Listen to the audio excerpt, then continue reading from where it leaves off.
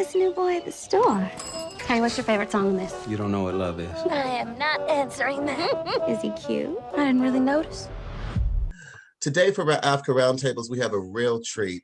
We have the creator as well as some of the cast for the upcoming Amazon film Sylvie's Love. We're going to start off by introducing you to Nnamdi Asomugha, Ryan Bethay, director Eugene Ashe, and Tessa Thompson. Welcome, everyone.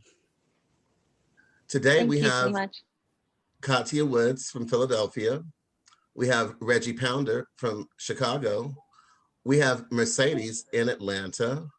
We have Brandon in New York, in Queens, New York. We have Rhonda Rasha Penrice in Atlanta. I'm going to let you guys do what you do so well, and I will see you on the other side. Hey everyone, Mercedes here with Chic Critiques out of Atlanta. I so enjoyed this film, y'all. It felt so good, okay? What I really love about it is that it breaks that Cinderella narrative of how love should flow. You know, this has the twists and turns and obstacles of how the love story unfolds.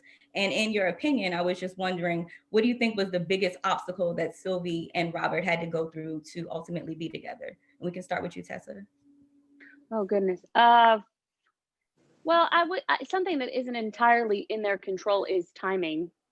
I always say, because I think it's the tagline for the film, isn't it? One of them, when you find the right love at the wrong time or something. Yeah. And then Nnamdi and I got into an argument as to whether it was the wrong timing.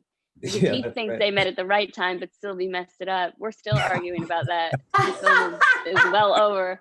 We still have arguments, so I can't be sure. I think the biggest obstacle is probably lack of clear communication, I would say. And I think that's the biggest thing for all folks. I mean, I feel like Ryan and Nnamdi both are experts at beautiful Black love that is plentiful and multiplies. So I'd be curious to hear from both of them what they think is an impediment to Sylvie and Robert figuring that out sooner. I'd go to Ryan on that. I know that Ryan's character actually helps Sylvie and Robert because she gets Sylvie the job. See? And then, oh, look at all this Black love. There we go. What's up, Sylvie? Hey. There it is. That Black love bombed. I love it because some of us have kids that do that. She's like, at 1:58, everything in my house began to explode. Every like one piece by piece. So I'm so sorry. That's perfect. That was perfect timing, actually, Ryan. We were going to you.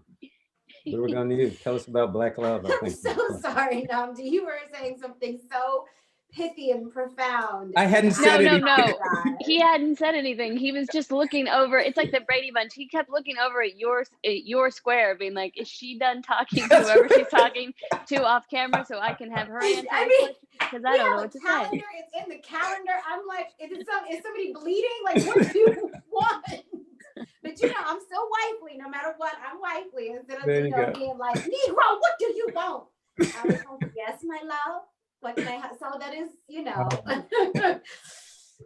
Speaking of timing, we know a little something about timing not being right.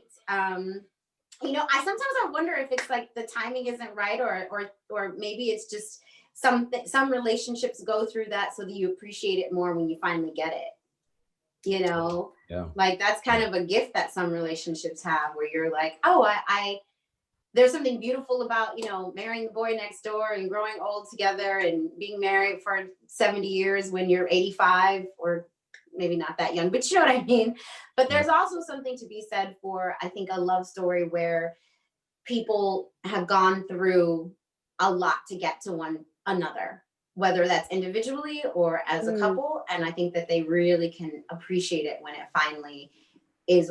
I'm not going to step in the middle of an argument, but whether it's the right timing or learning to communicate, I do think you learn to appreciate it. And I'd like to add before you leave that, you know, even for me, more so than even timing, it's the times that they were in. and Yeah. all of the outside constructs that are placed on them, you know, that women have to be a certain way, but then a man has to be the breadwinner. So what they're doing is navigating a new set of rules in a time that's trying to, you know, that where that's pretty well laid out already. Perfect. Thank you all so much. I really That enjoyed it. almost sounded coherent, right? Yeah, I love it.